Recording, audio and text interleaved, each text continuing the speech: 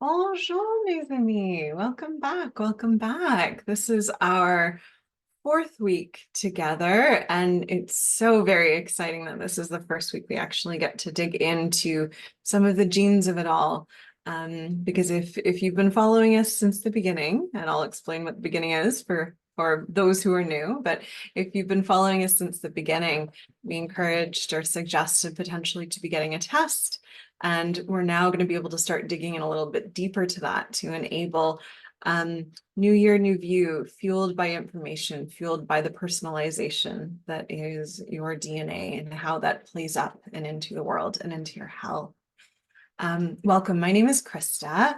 I'm a doctor, chief science officer, all the fun things here at DNA Company, and I welcome you back. This is definitely a passion of mine to be meeting with people, meeting in community and discussing health, and namely how we can go about in a very personalized, applicable way, better our health outcomes. How do we support our health? And how do we, I've said this a few weeks, how do we be lazy about health? How do we do really meaningful things, smaller things, but that give us the best return on investment? And so that's what we hope to conquer here today. We started this off, for those that are joining us for the first time, we started this off at the end of January with the intention of, January 21st is a very notorious day when it comes to health resolutions. People make them on the 1st, and then by the 21st, there's a day of sadness because, oh no, we've dropped all those intentions, we've dropped all those hopes. And so we wanted to offer that in the wake of the 21st, in the wake of the end of January, when people are kind of like, shoot, I guess I have to wait until next year. And we really wanted to pause and offer more thought to, instead of doing continuing yo-yo dieting, continuing kind of a stop-start exercise regime, how do we sincerely dig into the dirt here? How do we sincerely, meaningfully make these changes? And so we at the DNA Company have offered some time as well as community space. I think a lot of you have joined wonderfully our Facebook group. And we're also offering up a lot of our in-house clinicians or other in-house experts to help usher this through, right? So we sincerely dig down to, how do we support health outcomes? Often with New Year's, the goal is weight loss or increased fitness. And categorically, everyone who's here knows that the idea of fewer calories and more exercise doesn't work, right? It may work for a little bit, but it's not sustainable, and it's not something that universally works. If it did, there wouldn't be a dieting industry. So before I ramble on a little bit too long, I really do encourage people to fill out the survey, because today we're going to be talking about sleep, and I'm really, really curious where our community lands on the sleep spectrum. I was looking at statistics before this because I know a few years ago statistics were something like half of America isn't sleeping properly, and the numbers still sit there. And today I hope, between myself and the panelists that I'm going to introduce in a second, we can really hopefully encourage and shift that, motivate us to be sleeping more, to be sleeping properly, to get more fulsome sleeps, and truly digging into, in particular from a genetic perspective, what might be the barriers to getting good sleep. Because I think people like to boil it down to, oh, I just need to be in bed for the requisite amount of time. And that doesn't always work out for people, right? There's barriers. And so hopefully through genes, through our education, you can understand where your barrier might be and why it's really important to sleep. I think in this fast-paced, busy world where we're supposed to produce and be on all the time, it's tempting to forego it without the awareness that really sleep is something that fuels everything. I said it last time we were together. If someone comes to me for weight loss, before we talk about diet, before we talk about exercise, we talk about sleep. It founds our health, it founds our wellness. And I'm delighted to introduce our panel now. That is going to help us discuss this topic, think about this topic, and hopefully encourage some change, and change, as well as an understanding of how whatever your goal might be it weight loss, be it increased fitness, be it increased energy, was a happy popular third one, how sleep founds all of those and how sleep supports all of those goals. Again, remember, we're not just blindly chasing goals. we are meaningfully informing our goals so that we can actually achieve them, so that they are sustainable. That's what we've been working through several weeks now. So allow me to introduce our wonderful, delightful panel today. We have a recurring offender, greatly, wonderfully. We have Felicia here, and we also have a new face. We have Dr. Lara Varden, who is an in-house clinician here at the DNA Company, and definitely a crowd favorite. She's serviced and supported a lot of our webinars and podcasts. So I venture if anyone is following here, following some of the content from DNA Company, you've met Dr. Lara before. So I'm going to allow Felicia just quickly to introduce yourself, given you're a repeat offender, and then we'll turn the mic over to, I like it, Sure. and we'll turn the mic over to Lara so that she can introduce herself to the crowd as well. And as they're doing this, please fill out the survey. I'm curious where our group of people, our community, fall along the average curve for both the Canadian and American populations. So Hi, I'm Felicia. Just wanted to say thank you for having me. I am a IFBB Pro figure competitor and a certified NASM certified personal trainer. So I'm happy to be here. Love sleep and hormones, and I'm excited to talk about it and have some fun chatting. Welcome. Thank you for returning. It's always such a delight to have you here. Thank you. Right. All right, Dr. Lara, welcome. Welcome. Well, hello, and I want to say thank you for having me here tonight to help host this. And I want to thank everybody out there watching us, taking the time out of your night or afternoon, depending on where you are, to listen to us and to hopefully glean some wonderful pearls of wisdom that you can start incorporating into your life to make you the best version of you possible. My name is Dr. Lara Varden. I'm actually a PhD. I'm not an MD. And so that puts me more in the scientist realm. I love digging into the weeds, total nerd for all things science.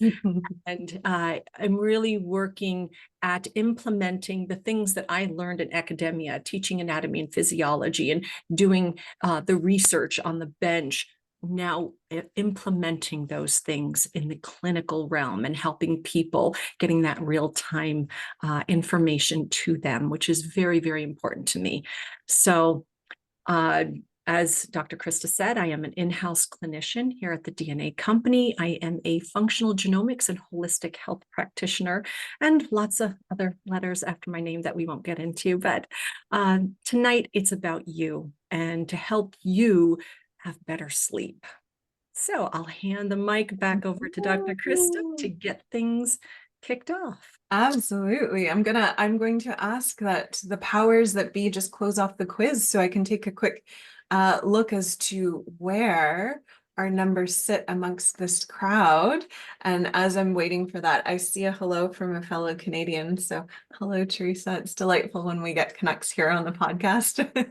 Please do let us know where you're from. In particular, if you're not from Canada or the US, I'm curious where outside of North America people are coming to us from. So I'm looking at the poll right now, and we have a happy little bell curve. So for the audience that may not be familiar with it, bell kind of looks like this, and it's really saying most people fall somewhere in between, and then you have some extremes. So most of the people in this audience, wonderfully, beautifully, you defy statistics. Most people here are getting between 6 to 8 hours of sleep. We have a salient majority, about 27% of you in the 4 to 6 hour range, so a little bit tucking under. And we have an ambitious group of about 7% that is above 8 hours of sleep. So, and a solid 1% that is less than 4. For those that are less than 4, I'm curious if that's a new parent situation, if that's a caregiver situation, or what begets that, because often that comes in more of an acute stage. And if not, goodness, we have, I hope we can support and inspire some shifts there. So I'd really encourage people, as we start digging into this, because I want to quote some statistics in a second, feel free to jump into the chat with your barriers to sleep. I'm hoping with this group of people, we can really elucidate and offer new perspective on some barriers, some things that you may not have considered before, but please share with us what are your barriers, what you're trying to overcome. Between the three of us, you have a wealth of clinical knowledge and time that we've sat sitting with people and supporting them through sleep issues. So we'd love to hear what is out in the audience, and how we can be very directly supportive. But let's start off by saying that on average, the average North American gets in and around, like I think it's about 50% of the population is sitting around 6 hours. And when we look at, sleep studies for men, that usually sits in around 8 being the healthy space. Women, interestingly, new research coming out saying women are probably closer to the 9 to 10 hour range, with when they're menstruating needing a little bit additional sleep atop that. But statistically, in our group kind of mirrors this, we're not getting enough sleep. So Dr. Lara, why don't you kick us off? What happens when someone is, and let's take this more from the chronic perspective, so from a long-standing perspective, not the occasional night, every once in a while a night may not work out, but in the chronic sense, in the ongoing sense, what happens when people aren't sleeping? That is a beautiful question, because a lot of people don't realize the impact of the lack of quality sleep that can happen to them. And I do want to preface, before I get into what poor quality sleep can cause, is I want to tell you all the hormones that are affected by sleep, because you have to know what's going on, what does sleep manage and regulate, so that way we can associate the issues that can happen when we do have poor quality sleep. So these are hormones, your growth hormone. Now, this is considered the healing hormone. It really helps with cellular development and repair.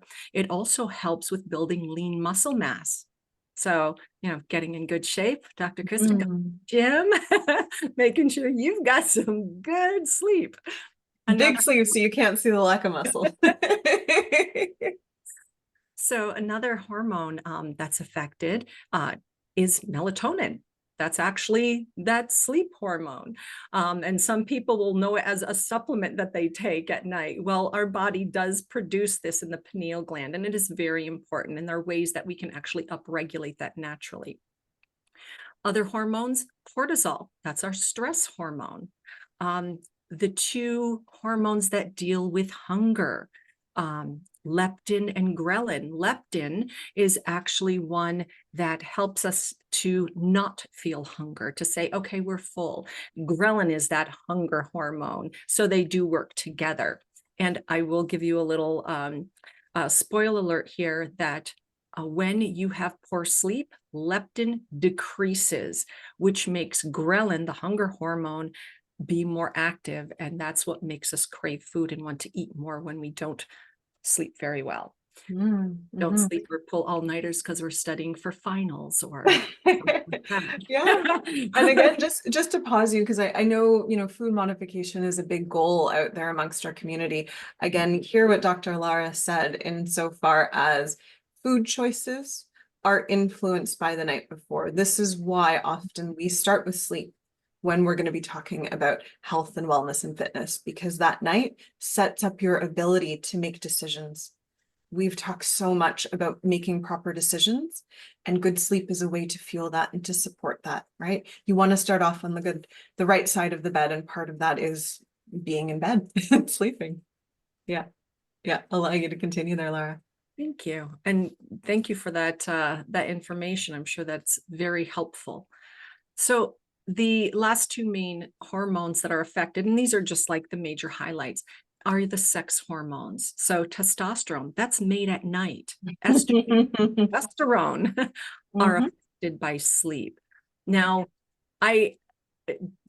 okay, first I want to give you our audience an information about generalized problems with poor quality sleep. And then I'm going to throw out some other interesting information about studies, especially when it comes to the sex hormones. But okay, poor quality sleep.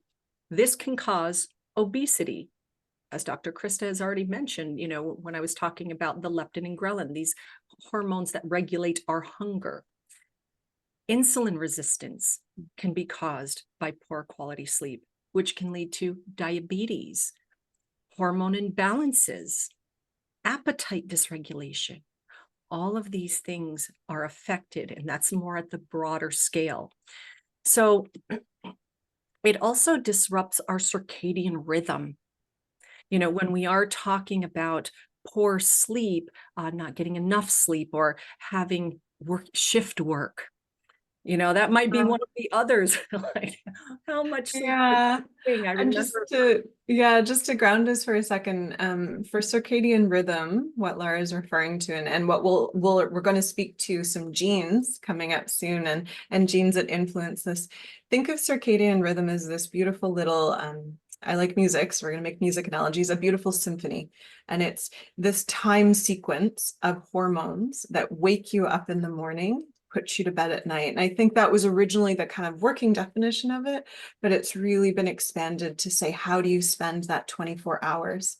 Where are there peaks and valleys in various hormones? And so as Laura goes through all of these hormones, again, it's sleep that really sets the stage for this cascade. So for the cascade to go properly through, there has to be the sleep that kicks off that symphony properly. It's beautiful. So when I was mentioning about the sex hormones, an interesting study, we're going to be talking about testicles here.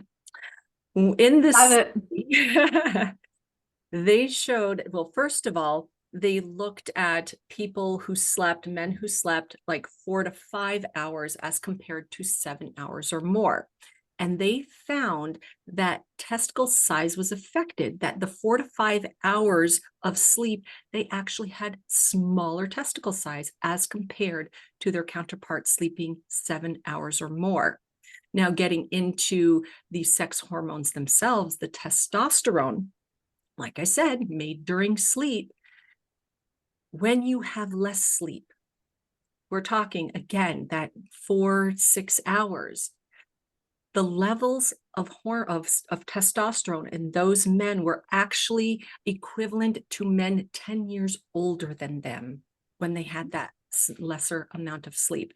So that should be like, a big revelation.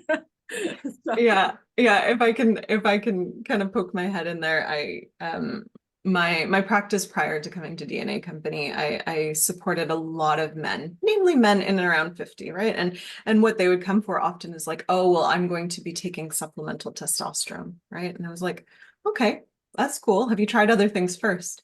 And then we'd have this conversation, Laura, exactly as you've set it up, right? Instead of jumping directly into hormone, have you considered, right, the two biggest modifiers outside of age for testosterone are stress and sleep. And if you're not sleeping properly, that testosterone, even if you are injecting it, sure, it's going to make a difference, but it's not going to be received as well for a variety of different reasons. But I have seen men's testosterone quite literally go up, including libido. Let's be practical and honest about why we want testosterone, including libido. That will go up after just a month or two of proper sleep. It's quite miraculous that, to an extent, a month or two of proper sleep can, to a small extent, mimic a testosterone shot. Yeah. Have you seen that in your practice, Laura? Actually, yes, I have. Yeah. And I'll tell you, it gets difficult when I have clients who do shift work or who have young children, especially infants. And you wonder why your libido is pretty much tanked when you have a newborn. So that's a good reason. So yeah, absolutely. And there are so many other things that can also be addressed to help with testosterone levels. Breathing in and of itself, deep breathing exercises to have the body relaxed, which allows for being in that more parasympathetic rest and digest state, allows for better sleep, which just that further cascade, of benefits. Yeah. We'll have to get you back on when we do the session much more dedicated towards sex steroid hormones. But I love that you're kind of ushering in how all the places that sleep touches on, right? So another thing that I wanted to mention, which is really important, poor sleep disrupts and affects your immune system. If you are not getting good sleep, you are more apt to get sick. This is the time that your gut does the repair, does the cleanup, that all of these things are affected. And actually, there was a study done that actually looked at epigenetic modifications in poor sleep. Now, the study looked at people sleeping for 6 hours for just 1 week. And that may seem a lot for some of you. It's like, oh, that's all I usually get. For people though who usually sleep or who would sleep, 7 to 9 hours, they only allowed 6 hours of sleep for 1 week. And in that 1 week, they found that 711 genes were affected. Wow. Half of them increased, and that half were genes that dealt with inflammation, tumor promoting genes, stress, and cardiovascular disease. The other half decreased, and those were involved with the immune system. Now, something I want you to be aware of. In the immune system, we have natural killer cells. These are our first line of defense, very important, and they actually help to kill cancer cells. They found that natural killer cells dropped by 70% by this lack of sleep. And when you are considering that people, they don't want to get cancer, they don't want to get Alzheimer's, they don't want to have these major diseases, cardiovascular disease. And for these cancer cells that it focuses on, mainly are bowel, breast, prostate, the big ones that a lot of people see. My daughter-in-law currently dealing with breast cancer. So, this touches a lot of us. We're here by just getting some better quality sleep can help to alleviate that. And it was very interesting because of these findings, the WHO actually has stated that shift work as a possible carcinogen because of the sleep disruption. So this should really, be a profound wake-up call for all of you, saying that sleep is non-negotiable. It is your superpower. And I would also take a step back, because I'm mindful that I think, when people come to let me think of a health goal, right? I think a lot of people, short of those with a very active history of cancer within their self or in their family, there's a general hope to avoid that sort of thing. And sleep is key to that. But I think what's also really neat is the very thing that helps you avoid all those just incredible outcomes that we do not want to encounter. The same thing that helps us avoid that is also the thing that is going to lift us into this higher space of health that everyone in this group is seeking, right? So Dr. Lara, you mentioned, sleep releases a lot of growth hormones. So for those of us out there that have exercise goals and have become gym rats, kind of 1 day a week, I'm getting there, baby steps, 1 day a week. But sleep is integral to supporting that goal of fitness, or for those that are trying to push the scale or change the belt size a little bit. You just heard sleep not only impacts, right, your metabolism, your insulin, your appetite, but how you clean up your body. And so I wonder if we can use this now that Dr. Lara, now that you've beautifully set the stage here, I wonder if we can start shifting gears a little bit and looking at genes that influence how people sleep. Both, and again, I want to make sure, and maybe you can set the stage for us, Lara, the DNA company's approach to sleep when it comes to genes that very directly impact sleep, i.e. they influence that circadian rhythm, that beautiful symphony that we have that wakes you up and puts you to bed. And separately, genes that indirectly affect it. So they don't directly have a pulse on that circadian rhythm, But if you do something wonky, they're going to impact that symphony. It's kind of like having a cat loose at the symphony, right? The symphony will go on, but it's going to be a little bit off. You're going to hear some different sounds. You're going to hear music that you maybe were not expecting to hear. So Laura, do you want to maybe offer to us kind of different approaches, or how genes are interpreted in the context of sleep? Sure. Now, when we talk about sleep, it is something I think is absolutely foundational for good health, because when you really look at the genes that we cover in your reports, all of them in some way are affected or reflected in sleep, through sleep.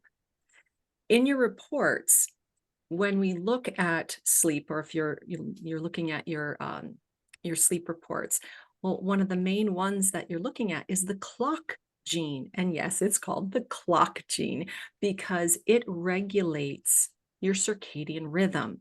You know, are you dysregulated? Do you have normal sleep-wake patterns? And that you would find if you have a TT version, that's optimal. If you have a C in there, then it starts getting a bit more dysregulated. So, Well, I would posit, I would offer it's not inevitable to be dysregulated. I offer those are the folks, myself included, the happy little night owls of the world. Yep. We have to try harder and we are more sensitive to disruption, but it's not impossible. But I'm with you. It feels impossible. yeah, and it is important to remember that your reports, this information is not diagnostic. You are not set to say, oh, well, I'm always going to have this, dysregulated sleep-wake cycle. I can get a normal night's sleep in a normal time and working in the world. That's not true. Okay. So this is just information on these are the genes that you have to work with. This is the hand you've been dealt. And what you're doing and what these reports are doing is not only is it giving you the rules to the game, but teaching you how to play the game so that way you can win. So ultimately, we want to win the game of life.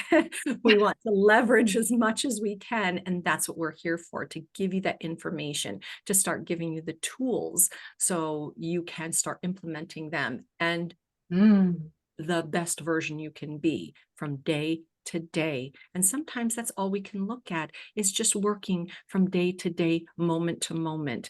Let's worry about 5 years down the road, 10 years down the road when we get there. Right now is what we can actually work with. So looking across some of the other genes that we assess during your for the sleep, we look at your mood and behavior. Mood and behavior really impacts your sleep. Do you tend to ruminate, find it hard to fall asleep? I'm looking at the chat. Yeah, I saw I'm looking at the chat right now, and because I'm going to prompt you with a few things that people have reported, but amongst and within the chat, there's a lot to have to do with racing minds. Racing minds. So if oh, I'm going to call someone out here. I saw someone very specifically putting racing mind in here. I can't find them, but there's a few people that put racing mind in. Laura, when someone says racing mind can't fall asleep because of that, what genes are you dipping into first? Well, I'm generally looking at your 5-HTT-LPR gene. This deals with serotonin regulation. Are you able to deal with incoming stimuli? Can you prioritize? Because if you can't, then you're constantly being aware and focusing on things going around, little sounds that'll, which then makes your mind start going. Another one that we really look at is the BDNF. This is brain-derived neurotrophic factor. It works into neuroplasticity. The brain being able, what fires together, wires together, that learning.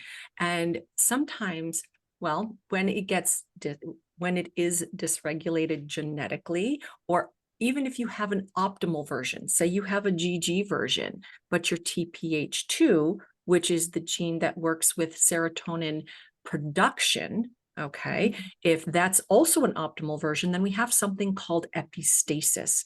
Similar to epigenetics, where outside environmental factors, even internal environmental factors, can affect the way genes are expressed, this is what happens when you have a gene affecting the expression of another gene.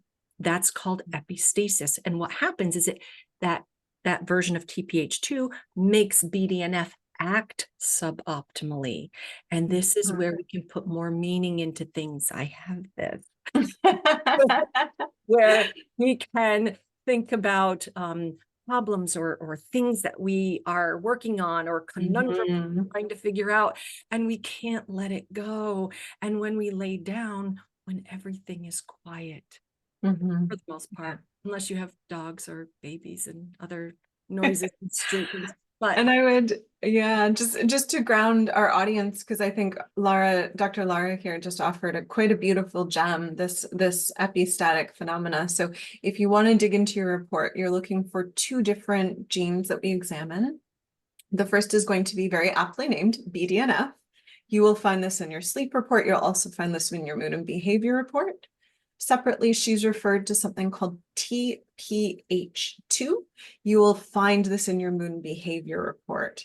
Once you find those 2 guys, if you see G's across the board, G as in Gregory, you see 4 G's, you are the lucky winner of ding, ding, ding for BDNF, this epistatic factor.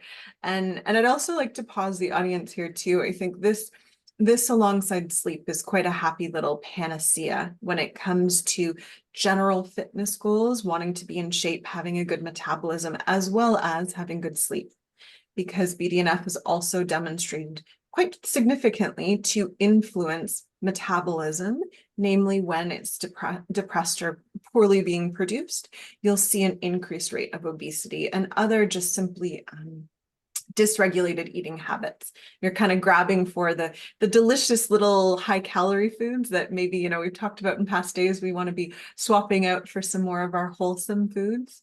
Yeah, so that's where you can kind of dig into your report if you want to check out from a BDNF perspective what Lara was mentioning or Dr. Lara was mentioning in regards to epistasis.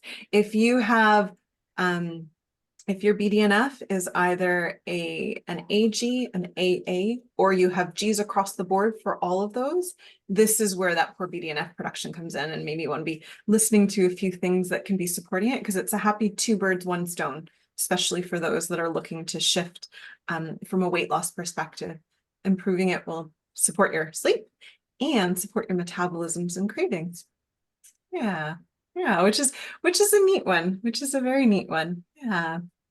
And it also can affect, say you can go to sleep right away, but you wake up at say 2, 3 o'clock in the morning, and there's so many people in the chat with this. Starts spinning, and you're thinking about all the things you have to do the next day, or oh shoot, I forgot to do this. Oh my goodness, I have to do this, and it just do.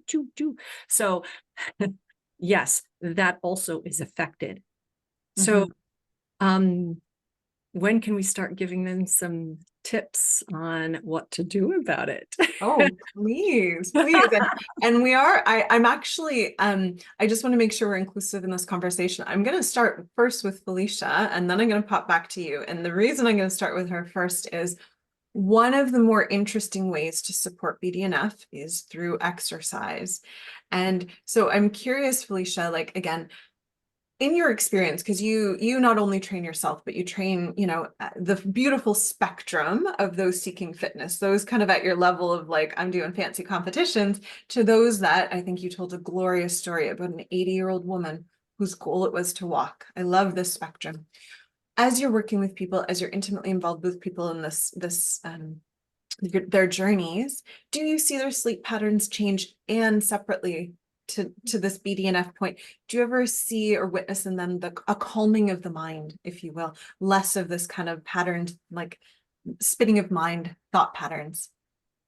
Definitely. It's funny you say that, because every time when I start a client in working out, we'll go for a week or so, and I'm always, no joke, the first thing I'm like, what's happening? What's happening? Because, you know, we don't actually see physical results in the first week, but 9 times out of 10, they're like, I'm sleeping better every time. And I'm like, really? And they're like, yes, I'm going because I've used some energy. I've used up some really valid energy and I'm tired.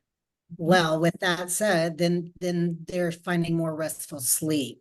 And yes, the brain seems to be more calm because during workout, you've released those endorphins that have had you all like, up here, and you release them to a calmer state.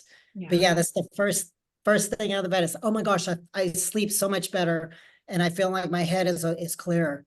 1000%. Yeah, yeah, absolutely, absolutely. All right, Dr. Laura, jump into another tip for us. And I do want to keep us a little bit mindful. So typically this is the point of our conversation where we will transition into questions and answers from the audience. And I want to honor, I think we're on a really good roll right here. So I don't want to stop us and, just cut us off. But I think we'll for the audience awareness, we'll probably chat around this for about another 10 minutes. We might need to jump back into another sleep lecture later down the road, just because it is a wealth of information, right? We came into this saying this is one of the most important things you can do before diet, before exercise, right? In conjunction with and coupled with. But we'll offer about another 10 minutes and then we'll jump into questions and answers. So as always, if you have any questions and answers, please don't hesitate to pop them into the Q&A section. I see quite a few now. Laura, I'll let you offer some tips on BDNF as I start to filter through those questions. Absolutely. So one of the things to not have that spinning thoughts that make it difficult to fall asleep. What you want to do, head it off at the pass, be proactive. So this is having a journal, a journal next to your bed or that you have close by, that you write down the things going on in the head, the things that you have to do the next morning. So instead of having them swim around in your head, put them on the paper. Remove it from the brain, put it on the paper because it's not going anywhere. You can always check back in the morning. So that being one thing. Another thing is prayer, meditation, however you do that. To first of all, 3 things that you are grateful for. It's hard to be upset, frustrated, and worried when you're grateful. Mm-hmm. So really putting forth and thinking about very specifically and either saying the things that you are grateful for or write it down in that journal. Okay? 3 things that you're grateful for. Also, doing some deep breathing. When you are breathing and counting and focusing on the breath, it's hard to focus on all the other chatter in your head. And I'll tell you, you start breathing and do that for a few minutes, you'll fall asleep pretty quickly.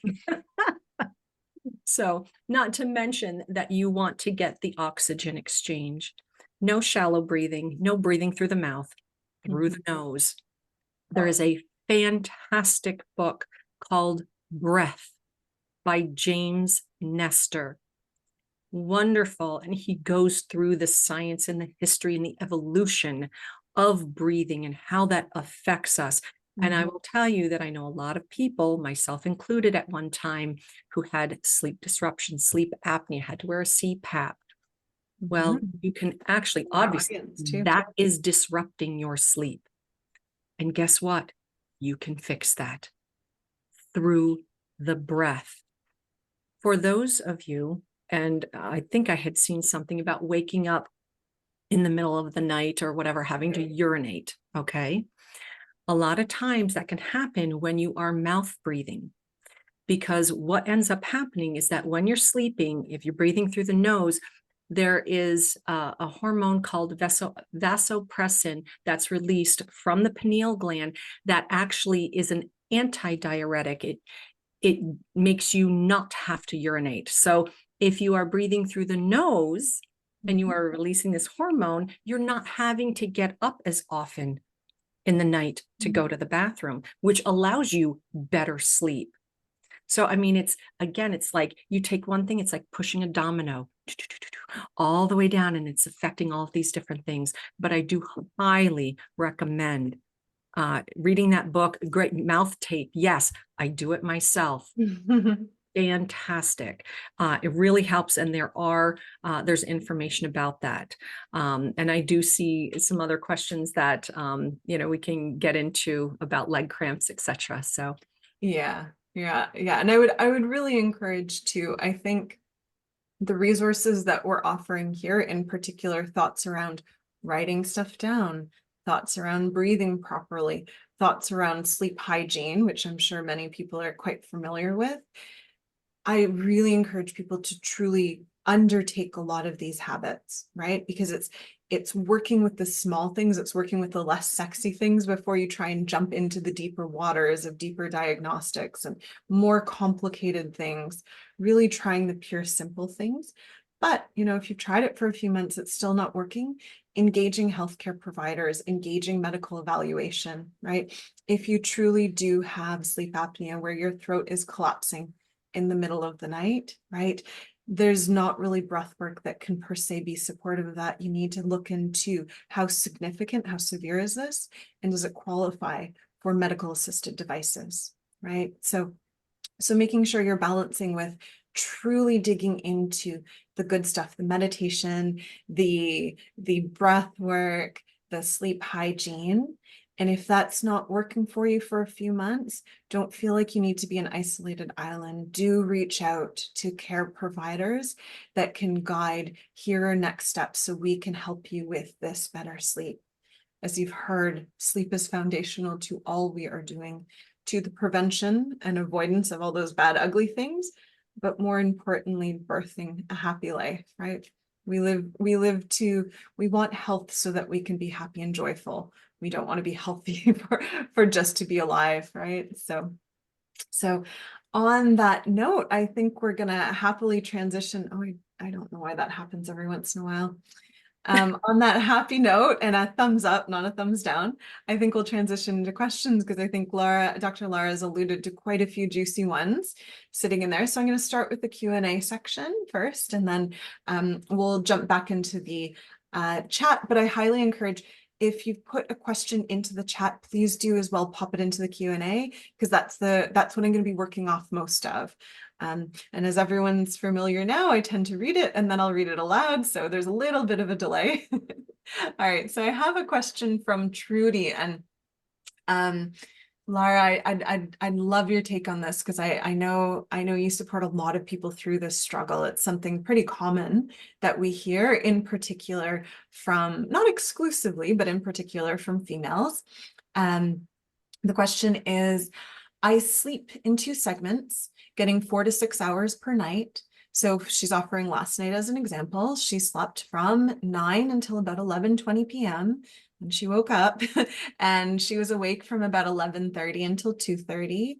From 11:30 until 2:30. And then she says 5:15. So I'm not sure if she fell asleep at 2:30 or 5:15, but she actually finally ended up getting up at 6:40. And so her goal is to sleep through the night. I think that's a great goal. What else can she do? Can you give her some strategies? Wow. Okay.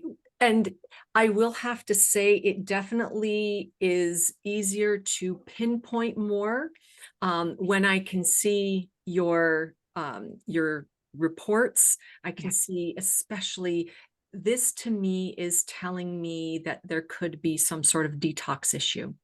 That there could be something with food regulation. There's a lot of questions I would be asking. What's your diet like? When did you stop eating? Are you taking any medications? What time of life are you in? Are you perimenopausal, postmenopausal? Are you still having your menses cycles? So I have more questions than I do answers. If I can just say, this goes for anyone. If you are human, this will help, because a good night's sleep actually starts in the morning. Circling back to BDNF, we want to make sure that is upregulated. How can we do that?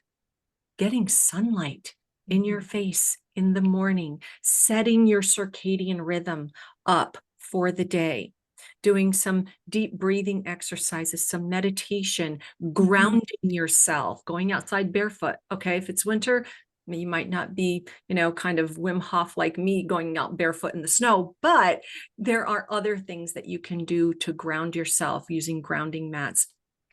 So doing these types of things first thing in the day helps to set you up for a good night. Other things is look through your sleep hygiene. What is your routine? Walk through it, 2 to 3 hours prior to going to bed. Like, when do you start getting ready for bed? Do you have bright lights on, regular room lights, or, up until the time you go to bed? Do you have screens in front of your face? Are you looking at your phone, laying in bed until you actually turn it off and, shut things down? Are you leaving an active Wi-Fi phone next to your bed, next to your head? You're getting those EMFs. Other things, what's the state of your room? Is it messy? Is it clean? Is it your sanctuary or your garbage patch? So your bedroom should be for two things: sex and sleep. If you are laying in bed and you cannot fall asleep within like 30 minutes, get up out of bed, go to the living room, have the lights very low or have red lights, do some reading to candlelight, something, listen to music, something to help calm you. But your brain needs to know that the bed is for sleep. Just like you wouldn't sit at the dinner table waiting to get hungry, don't lay in your bed waiting to get tired. So this is something to keep in mind. Also, the temperature of your room. Your body temperature actually has to drop 2 to 3 degrees Fahrenheit for you to fall asleep and stay asleep.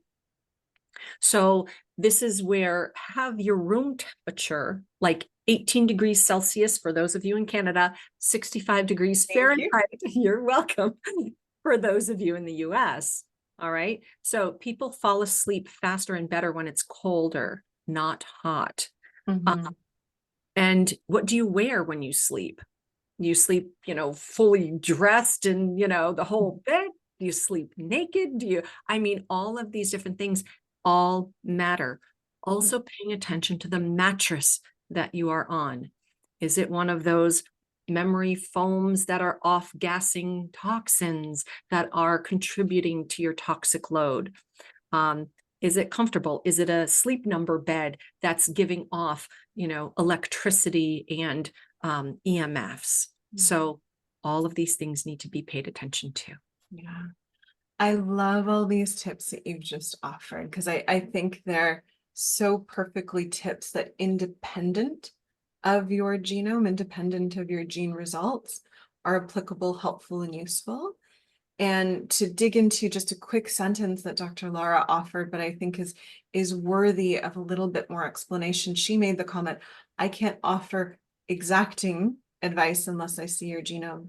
And so we alluded at the beginning of this, there's genes that curate our circadian rhythm, which Dr. Laura went over: clock and BDNF, right?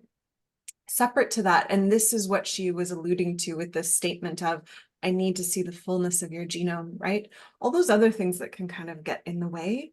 So for example, we talked a little bit about mood and behavior, right? That spinning mind, poor serotonin, that will lend to, different sleep outcomes. But other things, she talked a lot about mattresses and sleep environment and how your body is able to detox, right? So that can be found within your anti-inflammatory report. What is your body burden? How does your body clean itself up? Separate to that, she alluded to different phases of life, right? We know that both males and females, right, based on sex steroid hormones and where they sit in various phases of their life, the access they have to hormones or excessive hormones will influence sleep, right? So that's something to be considered. And then she also mentioned timings of meals, right? I saw in our chat group, someone's like, oh, when I try and diet, I do it with low carb and I'm not sleeping well, right?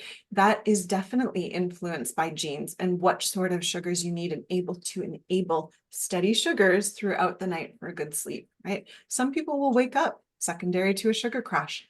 That's why timing is important. That's why next week, I think we'll dive into diet and nutrition, right? That is influenced by how do you receive those various sugars in your body. Are you someone that's like, love them, can manage them, or someone that needs a little bit of support? So it's not, please, Judy, I believe it was, don't think we're dismissing you, but also recognize within your report, there will be a little sprinklings of answers there. And if you need support with us, don't hesitate to reach out so that we can be of further assistance and support to you. But thank you, Laura, for that beautiful answer, because I think it was a wonderful independent of your genes. And that's what we want to offer people. We want to offer the general goodness advice and then also allude to the more specific, right? So people can get more tailored to them. And I Yeah. do want to mention that even beyond just your reports, looking at your genes, when you work with one of us, we are able to also get to know you. What is your life? What is going on with you? What has been in your past? What are you currently dealing with? So that way you can get the personalized help. The genes is just one piece of the puzzle, but then knowing you and working off of our knowledge and experience and how we can hone in to help you solve these problems based on your genetics to really personalize what you need, you know, to get a good night's sleep and to be healthy. Yeah. Agreed. It's the relationship, right? I look at Felicia and it's the relationship she develops with people in the gym that gets them to come back. And it's the relationship that we develop with people in the very precious clinic space that allows for more personalized support there. Yeah. All right, I'm gonna jump to our next question. It's from Dirk. And they're asking, is there a blood test to measure levels of sleep hormone? I'll offer an answer and then Laura, you let me know if you agree, disagree, or you go a different route. In regards to like cortisol and melatonin, there can be salivary tests. There's also urine tests. I wouldn't principally go through blood for that unless you're kind of seeking out more of a more marked cortisol dysregulation, but more down the pathology side of things as opposed to the dysregulation side of things. But one place I actually like to start before blood work for this, because I think it's more insightful, is going to be various biometric trackers. So, you know, if your poison of choice is a watch or a ring or whatever it is that helps you track sleep and movement, some people still have those mattress pads, I think. Whatever your poison of choice is, that tends to be more where I like to start. Because outside of really marked dysregulation, you're not going to capture the nuance that one of those biometric devices might. So if I'm working with someone for sleep, and Dr. Lara, let me know your thoughts on this, but often I'll say, okay, let's accrue a bunch of data from whatever tracking device you have. Let's look at that. And then that way we can look at, they're not perfect, but they give us a really good gauge of how much deep sleep are you getting? How much light sleep? What is your waking? What is your movement? And that, to me, at least, tends to be more informative than blood work, assuming there's not kind of a larger medical condition going on. Yeah. And actually, I do agree with that, because if you don't track it, you can't hack it. And really, we need to see what we're working with. And you also want to have more of that real-time feedback. You want the biofeedback because you want to know, oh, yeah, I had a glass of wine and I ate dinner at 9 o'clock last night. I went to bed at 10 and I'm wondering why my sleep sucked. And so, yes, that's a technical term. But here's the thing. If you see and are tracking what you are doing, you're seeing how that's affecting your sleep. Oh, I didn't get that much deep sleep last night. Or, oh, I got a lot of deep sleep. What did I do? And you can start having that more real time, that feedback that says, I want to do more of that. I felt great waking up this morning. I don't want to feel so exhausted and tired like I did last week or the other day. So absolutely. I personally wear an Aura ring, love it. I've got friends who we challenge each other and say, oh, what's your score? And, what did you do? So, but I mean, again, pick your poison, whatever, a Whoop, an Apple Watch, whatever. There's so many devices out there. Mhm. Just get something. But this is not to discount your subjective feelings, Mhm. because the data, these sensors and everything else are only as good as the quality of the device and the algorithms that read it. So this is something where always check in with yourself. Start paying attention to how you feel.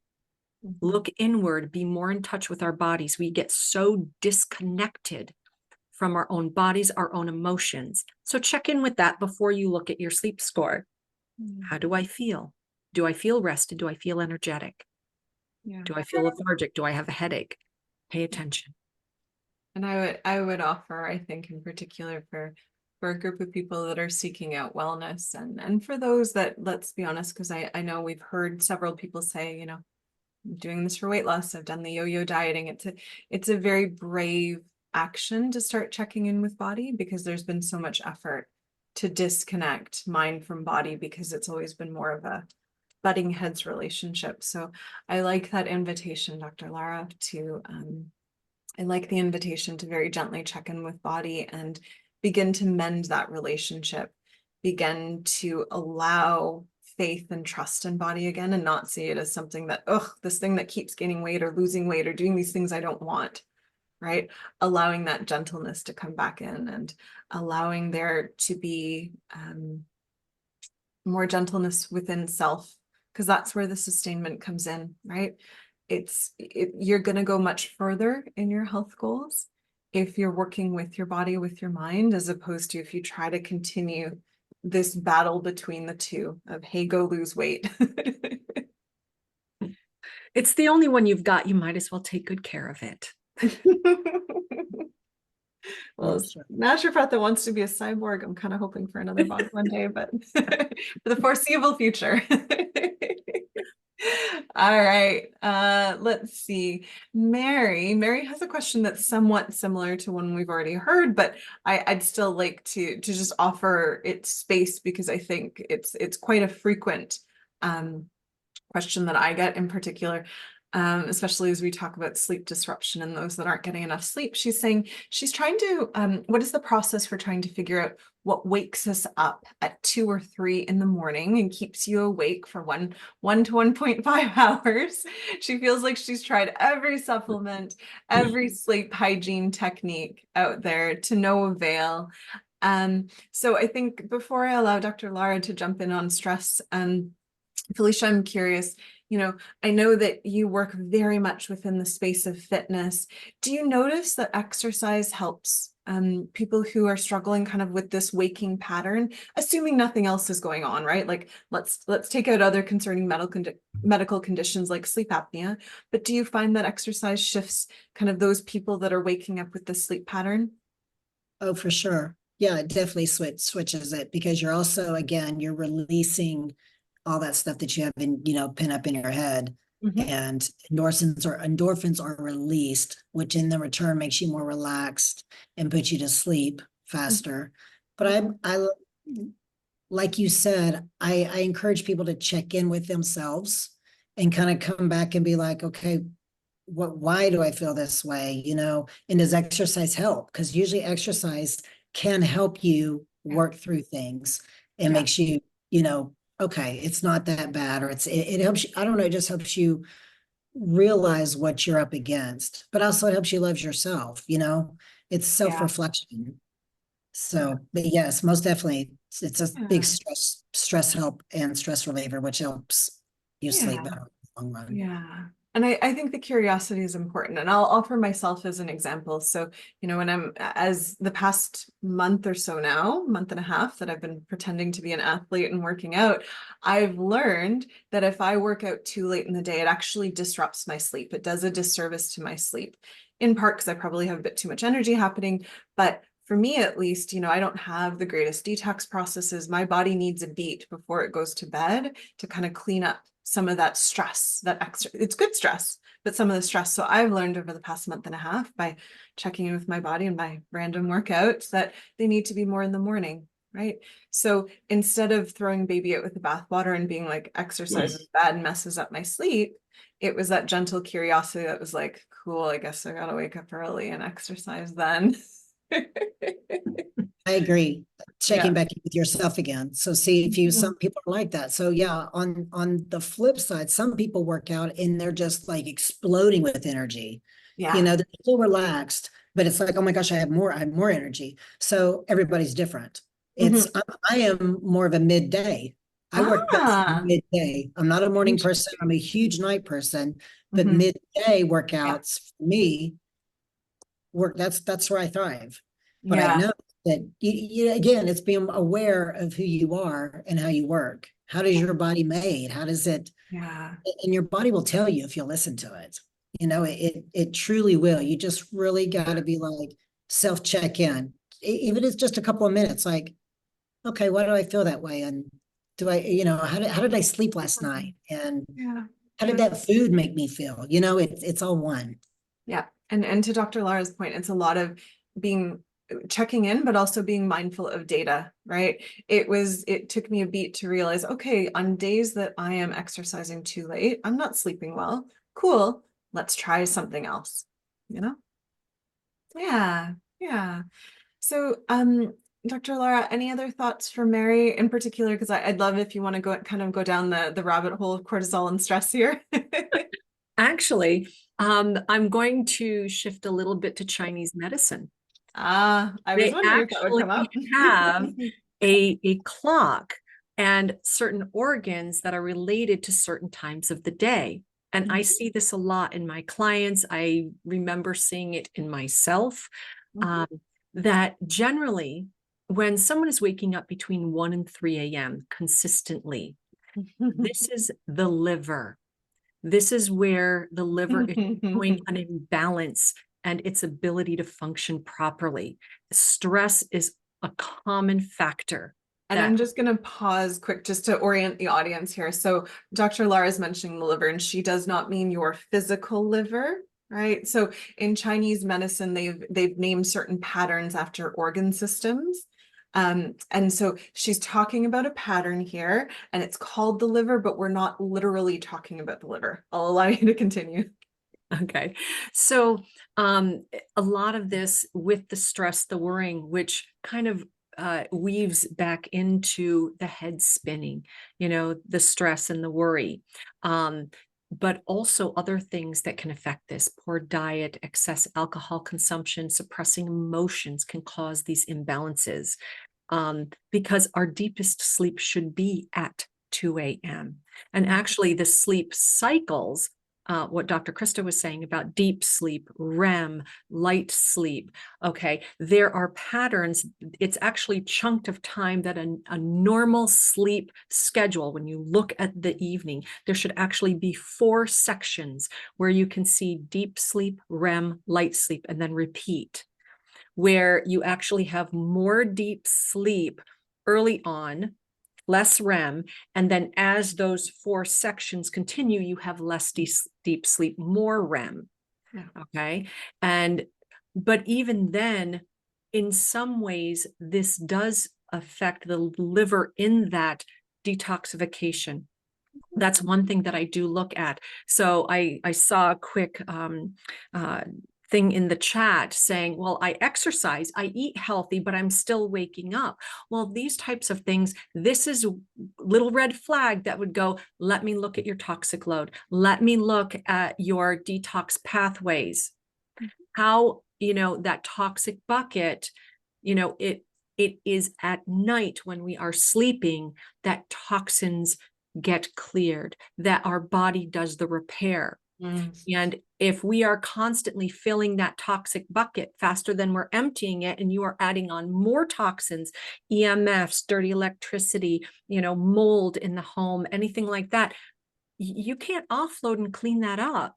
And so that is going to affect you. And that's also one of the cues that I usually look at is if you, okay, you may have slept all night, but you wake up and you still feel exhausted. To me, that is a major cue that you've got a toxic load going on that you're not able to clear, because deep sleep, people I know oftentimes are worried about Alzheimer's, dementia. Okay. And I want to tell you, during deep sleep, like I said, this is the time that your body repairs, but it is also the time that our glymphatic system is working. This is the lymphatics of the head, the glial cells actually shrink up to 60% their size, and we get the cerebral spinal fluid flush, kind of like a dishwasher cleaning the dishes, but it's cleaning our brains. It is cleaning and removing these tau proteins, these beta amyloids, what they have associated, these depositions of that are related to Alzheimer's and dementia. That gets cleaned during deep sleep. So very, very important to have that. So these are things that you have to look at. If you have a toxic load, if you're not clearing it, your body is not able to do that.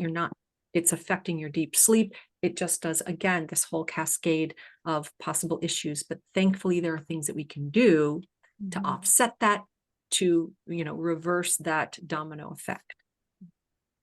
Yeah, and I think you indirectly just answered our next question here from Janine. She's asking, how does she increase her deep sleep? She finds that's always her lowest sleep stat. That's pretty common. To Dr. Lara's comment around often you'll experience more deep sleep at the beginning of the night, and then it's REM and light sleep at the balance of the night. So what you might want to look at is those first hours, those first 4 hours of sleep. So things that can support deep sleep there, right? Really understanding your body and how you metabolize and digest your food, right? We don't want to go to bed with a full stomach, right? We want to ensure we're setting ourselves up for success. So playing around with when that last meal is, what that last meal is. I find most people are successful if there's a solid protein, a decent fat, and then a healthy, complex carb tucked in there. That tends to set us up for success. When it comes to sleep, the timing will be very individualized. That might be something you want to play with, right? When it comes to deep sleep as well, really looking at your BDNF. If you have any of those poor profiles, you are much more subjected to dysregulation of consequence to light. So when we talk about light hygiene, be it getting it proper light in the morning or abstinence and like staying away from all those crazy screens like what we're doing now in the evening, that will really influence deep sleep. Okay, as will temperature of the room and a few other things that Dr. Lara mentioned when she talked about kind of that general global advice. So that would be, Janine, where I would start first, right? We do know that as people age, it depends on where you're sitting in cycles and age, that will shift a little bit, but it shouldn't shift to the extent where you're not getting it, right? So those things might be where you want to start. And if not, like, again, work with a practitioner, work with someone to kind of ask the more pointed, personalized questions as to where things may not be working out so well for you and your deep sleep. Yeah. All right. The next question we have here, can you tell us more about the study that looked at people sleeping for 6 hours a week? Vicky, I really like this question. I don't know if we're going to be able to answer it to the specificity, but I really value the science literacy you have. What was the population studied? Were they young adults, older people, a mix? And how large was that population study? Lara, do you recall any of those parameters? Because I believe it was your testing measurement. Unfortunately, I don't know the exact parameters. I can go back and look. It's been a while since I read it. But there were certain things that you just don't forget. Yeah, no, but I think, Vicky, this is a beautiful question, and I really encourage and challenge you to ask it, because historically especially when we're trying to establish normal, this is what normally happens, it's either happened one of two ways. We kind of licked our thumb, was like, the wind's blowing that way, we'll just arbitrarily say something, see how it pans out. That's kind of where 8 glasses of water started, right? Or where did 8 hours of sleep start? It started studies on principally men. So it doesn't really speak to females. So I think these are very wise questions, because now as we're kind of coming into a bit of a renaissance when it comes to research and asking more, well, let's individualize this. Let's not assume that everyone is a college age white male. We're now able to dig much deeper in. So I value that question. And I think as we continue through and offer some of these talks, New Year, New View, and we talk about personalizing medicine, we'll make sure we bring forward studies that are very specific to age groups, to genders, to ethnicities, to cultures. Yeah, I love that question. Thanks, Vicki. Andrew is asking, I wish I had a crystal ball for this question. Andrew's asking how many years until CRISPR becomes affordable? So for everyone's awareness, CRISPR's, people often ask like, will my DNA ever change? And my quip is, well, short of Chernobyl or CRISPR, no, it's not going to. And so CRISPR is a technology that goes in and will actually change a person's genome. I don't see it being commercially viable for the next 5 years, but who knows? I'm often wrong. I don't know if anyone really knows But that. I do want to interrupt on this because I've actually done work with CRISPR-Cas9 in an advanced research study that I did.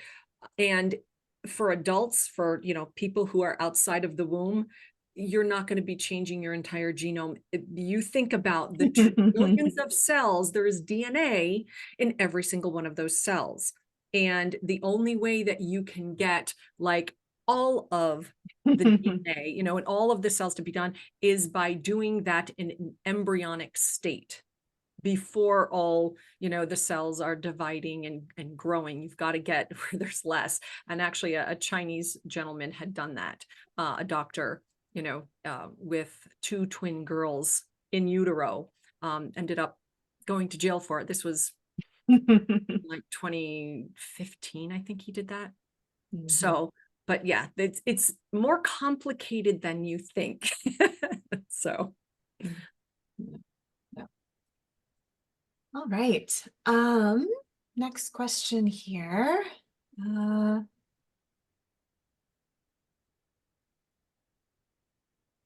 Okay. Oh, it's another, oh, hold on. Ooh, questions are moving. Okay.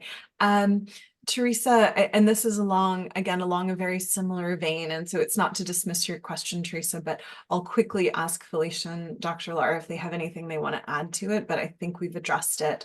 She asks, she's often getting 6 to 7 hours of sleep disrupted at around liver time, again, 2:33, needing to go to the bathroom and then wide awake. She'll listen to audio. She doesn't feel stressed per se. By 5, she's falling back into sleep again. But she does not wake up feeling rested. I think that we've offered quite a bit of insight into this. Felicia, Dr. Lara, any other little tidbits before we move on to another question? It's not to dismiss you, Teresa. I think you just submitted this before we jumped into these sorts of answers. Ladies, anything before we? I'm just a trainer, but I would ask, as a trainer, I would ask my client, first of all, I'd like to know how old she is, and what's going on. And then is she menopausal or is she postmenopausal? Where is she on the scale? Yeah. I think as a trainer, that would be my only help to figure out what could be the issue. Yeah. I don't think we've done menopause sex steroid hormones justice in this by design, in the sense that we're going to have a full session dedicated to it.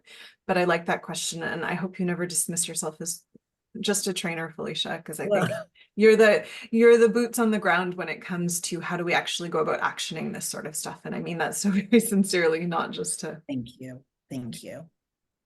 Yes, very much needed and appreciated for sure. Yeah. And again, it's one of those things when you have these issues that seem to not follow the general, norms.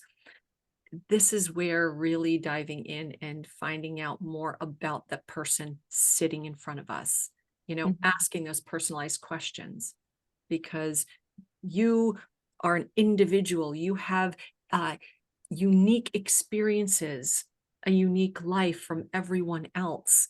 And that plays a very important role in being able to answer these questions and then to be able to give recommendations that would actually be worth something, not just throwing spaghetti at the wall and seeing what sticks.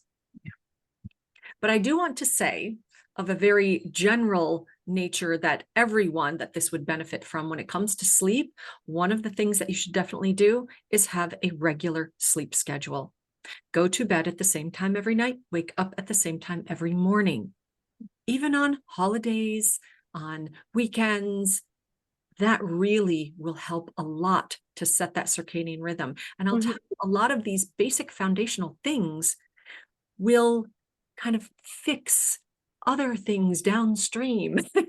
You know, stop focusing on the branches and these little issues, start looking at root causes, start working the foundations, control the controllables, and other things just end up working themselves out.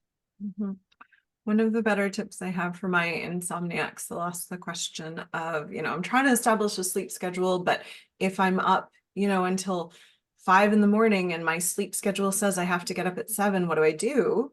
Right. And there's always grace enabled in this, but I say wake up is almost more important than when you go to bed, because when you wake up, that starts your day, that starts the clock towards bedtime. And so if you struggle, you're sleeping, you're not sleeping until 5 a.m., but then you're sleeping until noon or something of that nature, that really does not set you up for success to have that sleep schedule the following night. So assuming it's safe in the sense that you don't have to go driving, or, you have safety that you can be without sleep for a day, it's better to adhere to that first time as opposed to the bedtime, which is counterintuitive for a lot of people. It's a fun little quirk of the body, that fun little circadian rhythm and symphony that we talk about often. Yeah. And you can always take short naps. Polyphasic sleeping it does work. And, just make sure that you're not taking an hour and a half nap closer to bedtime. That will throw that off. But if you just take, half hour, up to an hour earlier in the day, that can give you just enough to get going. And I do have to say this, that it's funny when you talk about weight and sleep. I was doing this metabolic reset, so I was weighing myself very often, and I had a terrible night's sleep. Long story. But I ended up needing to take a nap, but I had weighed myself before I took the nap. Took about an hour and a half nap. I woke up, weighed myself again. I'd lost 3 pounds in that hour and a half. Did you go to the bathroom in between? It's what? Did you go to the bathroom in between? No. Goodness, where did it go? Breath. Do you know Oh, that wow. we actually breathe out fat? Yes, from our breath. So very important. There we go. There we go. All right. Best time to weigh yourself is in the morning, right out you get out of bed. It's the best time to weigh yourself. That's true. That's so impressive for people who are awake in the morning. All right. I want to make sure we're honoring people's time. We typically cut this off at around 7:30 Eastern. I think that's 4:30 for our Pacific folk. We're going to continue on. This is going to be recorded. If you're not able to stay for the balance of this presentation, make sure you check out the Facebook group, because there you will find a link to this recording, as well as you will find our schedule so that you know when we're next meeting again. We're meeting in approximately 2 weeks.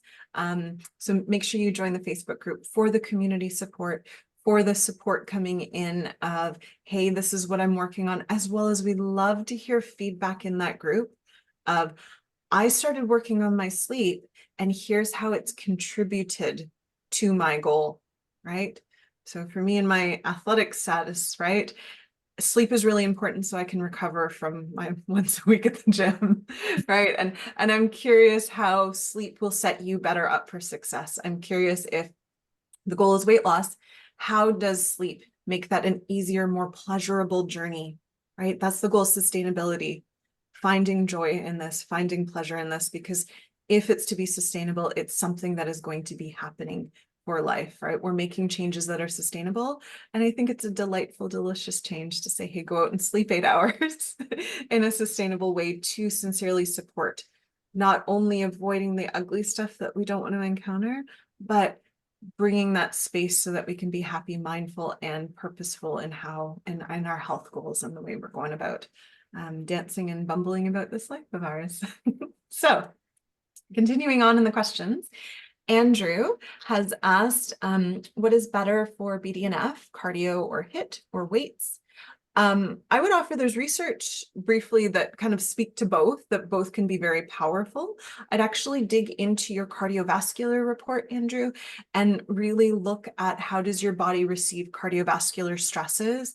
Namely, what you'd want to look for is 9p21 or 9Peter21. If you have a high or problematic G status, once you see the report, you're going to see 0 to 6G. If you're kind of sitting in that 4 above category, you're probably going to be someone that will respond better in a body way to weight resistant training compared to someone who has a lower G status and they are the gods walking amongst us and that they get to choose. They can pick whatever they prefer.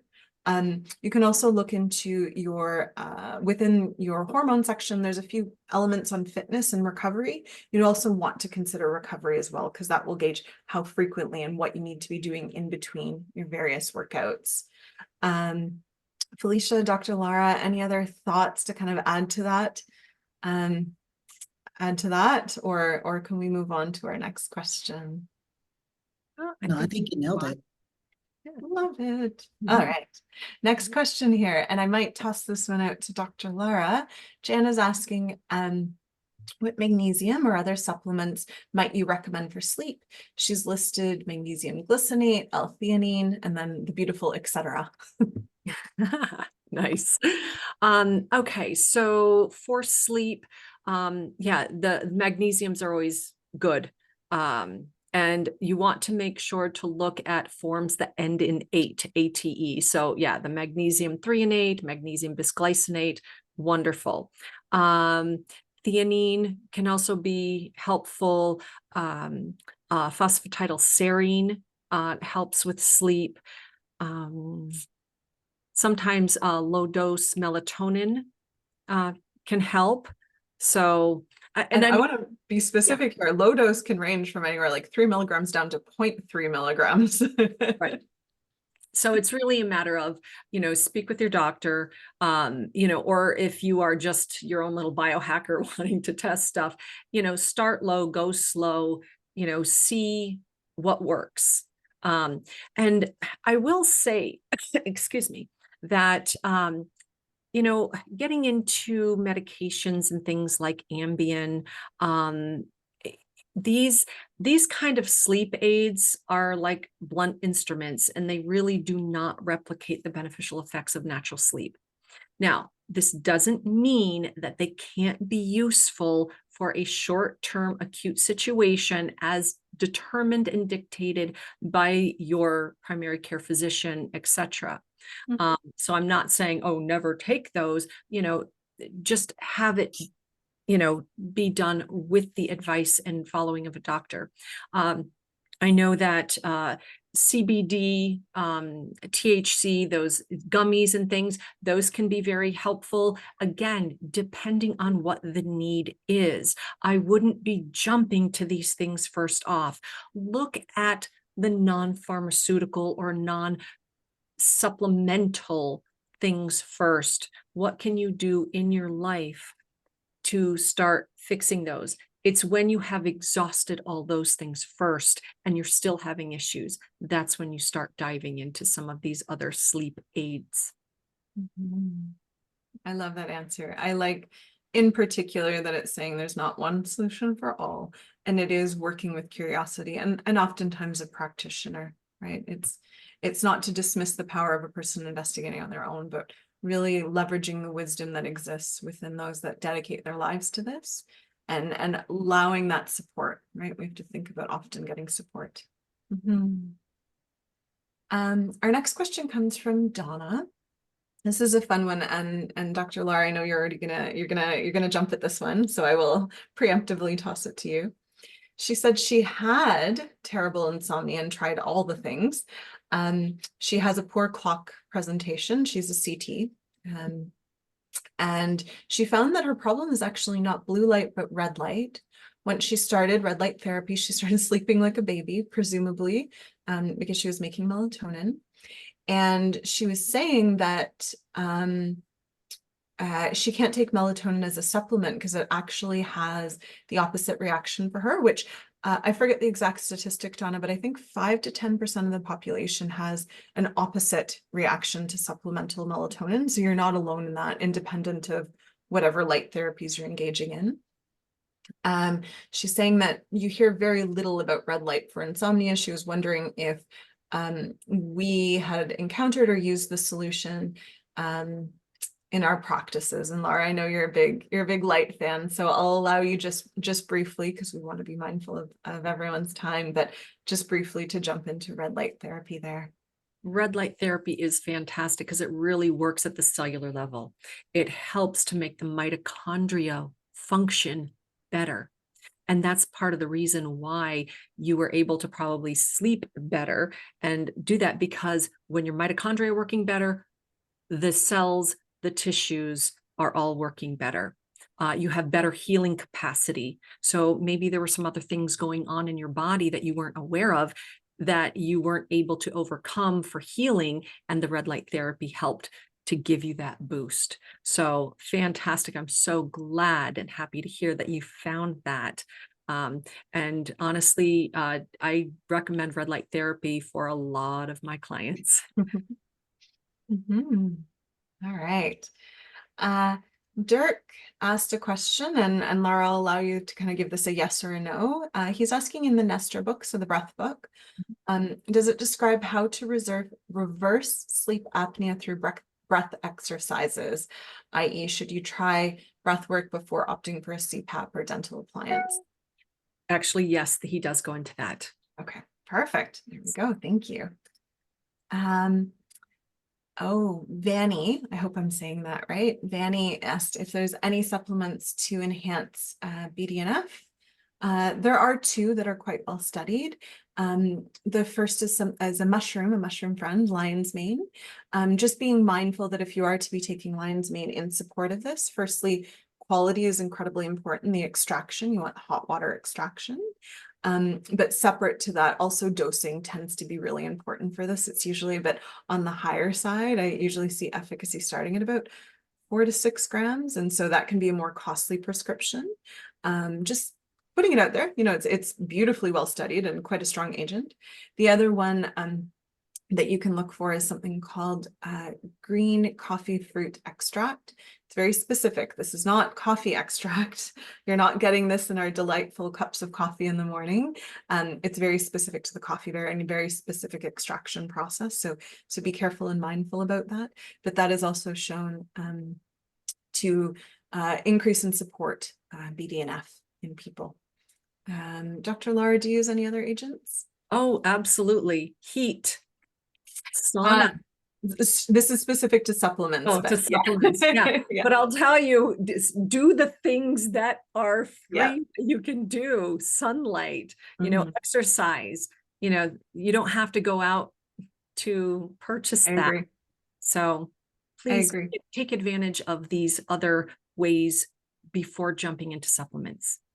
I agree. And I think BDNF is the most elegant, beautiful example of something where there's more study, interestingly, on lifestyle intervention than plant friend or other supplemental interventions. Yeah. All right. Amir asks, how can I increase my HRV and that's heart rate variability. So Amir clearly has a biometric tracker, and bring down his resting heart rate. He comments that he eats super healthy, works out, focuses on sleep, etc., but the quality of sleep is mediocre. And he's been using devices, Tasty Focus. Oh, he's also been using a vagal nerve stimulator and does breath work as well. Dr. Lara, did you want to give a go at that? I have a few thoughts. I have a list of things.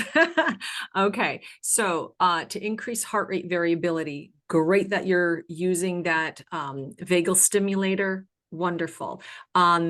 Also, allowing for proper recovery time, balance in the exercise routine, lowering your inflammation. All right. So you can do this through diet, gut microbiome restoration, things like that. You said you were doing meditation. So that is fantastic. Deep breathing techniques, breath work. Obviously, you want the quality sleep. Hydration. Make sure that you are hydrated, that you are decreasing your toxic load. Intermittent fasting can also help. Listening to calm music, spending time in nature, Shinrin Yoku, nature bathing, okay? Other things, lowering any kind of stress, okay? Also doing any kind of biofeedback, heart rate variability biofeedback, like heart math. Is a wonderful tool that you get that immediate biofeedback. Also, something that I use every day, Brain Tap. It is the system, it's a headset. You get both light and sound frequencies. And I'll tell you what, that it is absolutely fabulous. So not to take up too much time explaining it, you people can look into it. I believe we might even have some discount codes or whatever with that, but definitely look into Brain Tap. If we have any discount codes, we'll post those in the Facebook group.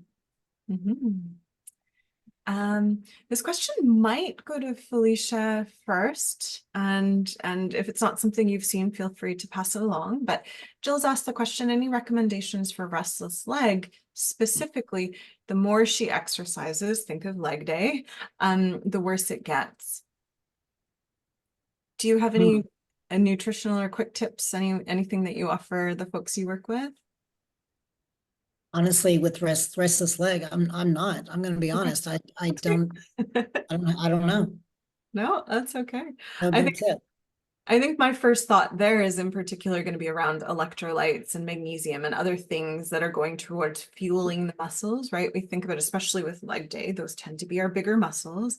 How are we fueling body before and after? How are we supporting with electrolytes? Often, not always. There's issues with a magnesium deficiency when we're seeing restless leg. There's other things. There could be neurologic, but I think in particular, since you've tethered it to exercise, it's possibly sitting more along the minerals and electrolyte spectrums. And that's exactly where I was going to go with it. Yeah. Your trace minerals, you need to have your trace minerals and your electrolytes. Magnesium is very important. And actually, I personally went through this having leg cramps at night, restless leg. I got on Beam Minerals. I still would take magnesium supplements, which would definitely help. But I eventually, after a few months, I was able to, really cut down on the magnesium I was taking, just taking the Beam Minerals. And they also have this spray called Instalight. That has higher magnesium content. And I would just spritz that right on my leg. And within less than a minute, it would calm right down and I'd be able to go back to sleep. So yes, I've been there, done that. And that's what I have found, and have had other clients who have had this when I've put them on that, and make sure that their nutrient and trace mineral balance is better. Wonderful. So that's where I would look. Yeah. All righty. Hannah asks a question, and Hannah, I'm going to be honest. I think your question would be better served in a future session that we're going to be doing. So Hannah is mentioning she's 50, perimenopausal. She's kind of done some workup that really is suggesting some of her hormones are out of whack of consequence to that. And she's read a lot about progesterone and a few other interventions, namely supplemental hormones. And so she's asking if we have any thoughts on this. And the answer collectively is yes, we have a lot of thoughts. But that is a webinar unto, or like a session unto itself. So I'd really invite you to come back for that one. I don't want to dismiss the question, but I don't think we do you justice by saying yes to your answer of can supplemental hormones be helpful? Often the answer is yes, but I would offer it needs to be more nuanced and more drawn out. So I'd encourage that if there's a scheduling conflict, again, check the Facebook group because you can see those replays. And I promise that this question will be addressed in fulsome through that forum. Okay. Richard here has asked, does lack or how does lack of sleep or poor sleep affect exercise performance and recovery? How could it be potentially holding you back from your goals at the gym? Oh. Dum dum dum. Oh, I like the eye roll, please. Well, it's because it has to, you have to have it. It's imperative because as you rest, your muscles rebuild. That's when we heal. That's when we, as they were saying in the earlier, it's when we flush everything out. But sleep is so important. If you don't sleep, you won't grow. You won't, your body just doesn't do it. Sleep is so important. They always say, as competitors, we sleep, we eat, we train in that order. Sleep, eat, train, sleep, eat, train. And Yeah. it's imperative you sleep. That's how you're gonna grow. And your body heals too. That's how we heal. It's like when you're sick and you sleep all the time, your body's healing. You're forced to rest. Your body's saying, we're resting, we're shutting down, we're resting. Yeah. So it's very, very important. Yeah. No, I value that. I think between the detox, so cleaning out, like exercise is a stress, you got to clean up the consequences of it. But separate to that, especially that first half of sleep when your body's bathing in a little bit of growth hormone, that's where the magic happens. And so it's if you're thinking of a fitness regime, if you're thinking of a fitness goal, sleep is integral to that, especially on the rest side and the motivation side. Let's not ignore the flip of that, right? Sometimes getting to the gym is difficult, and sleep is really important to grounding that motivation and making it more of this is what I do, as opposed to scratching and clawing for that motivation, right? Rested bodies want to be active and doing things. So I'd also offer it helps on the flip of that too, not just the recovery, but actually getting to the gym one day. Dr. Laura, any other thoughts before we move on to our last question of the day? Well, I'll tell you, I'm so glad you mentioned about that motivation, because mood and behavior, your mindset with this phrase, the difference between hope and despair is a good night's sleep. Another That's good. Justin. All right. Go ahead with the last question. Our last question is from Richard. And I think Richard, we're kin, and well, actually, no, we're not kin, but the kind of the spirit is the same. Can excessive exercise have negative effects on sleep? So Felicia, I'll allow you. Do you ever see this? Because I would imagine sometimes when people start training with you, they're all eager and they're maybe exercising 2, 3, far too often. Does too much impact sleep? Have you noticed that at all? Sure, you can overtrain. You can overstress the body and not rest. It is a definite thing. So it's all in moderation, right? I mean, you train, again, train, eat, sleep, all in moderation. Yeah, too much of a good thing is not always great, right? So all in moderation. Yeah. And I think kind of the interesting era that we've shifted into with exercise science, I think a lot of the time the focus was always on training, and now beautifully we're starting to have the conversation around recovery. How are you going about recovery? And this can be very much, and I think we'll get into this when we speak a little more to hormones and we speak specifically to exercise in a session where there's a personalization. Some people recover better than others. So some people are going to require more time in between gym sessions than others. And so really learning your body, right? You can already, based on Dr. Lara, based on all of our advice of get curious about your body, right? That can really invite that first preliminary, but also digging into your DNA and understanding how do you go about cleaning? How do you go about detoxing? How do you go about repairing? That will also really influence how does excessive, or what is excessive exercise to you, and how can that impact sleep? Yeah. I do want to clarify things though. When Dr. Krista and Felicia are talking about exercise and making sure you have these rest recovery days, we are talking about harder exercises, going to the gym, lifting heavy weights, okay, being in like a zone 2 exercise or, having your cardiovascular being worked out where your heart rate is, 65% or higher, of your max. So there is a difference between that and walking, doing yoga, stretching. Those are not considered the workout days that you need to take a break from, and have that, 1 or 2 days of rest. Those you should be doing every day. Move your body. That's what moves your lymphatics, your lymph. We don't have a heart to pump that. Our muscles do that. And you need your lymphatics flowing and draining in order to get rid of the toxins that are built up over the day, even through exercise, because you can increase your oxidants. So please make sure that you are aware of the differences. Love it. That's a beautiful note to start our conclusion on. So I want to really thank everyone again who has taken the time to show up, to listen, to have thoughts on here's where I want my health and wellness to go, and to participate in community, right? I'll echo back to some of our sessions, right? Our first session, we really encouraged you to find that why, right? That why that is going to get you motivated beyond just a superficial goal. We talked a lot about discipline, being, really, figuring out on the days, especially that you don't want to, how do you go about that? How do we cultivate that? Last day, we definitely challenged people to consider how food fuels, how they are going about their goals, how food will fuel their body, how food is not the enemy. And today we examine sleep. And I'm curious, especially within the group, if people take away the challenge of let's think about sleeping so we can avoid the ugly, but more importantly, cultivate the beautiful and the joyful and the happy within life, right? Support those goals.